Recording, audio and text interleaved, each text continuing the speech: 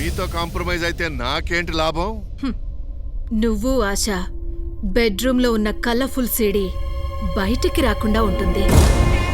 సార్ని చీట్ చేసినట్లే నిన్ను చీట్ చేసింది. ఎమ్మెల్యే టికెట్ ఇవ్వకపోతే మన 2 సీడీలను సీఎం టేబుల్ ముందు పెడతానని బ్లాక్మెయిల్ చేస్తోంది.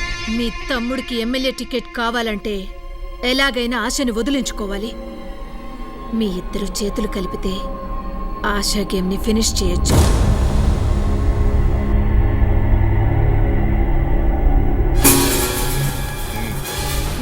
Now we are friends.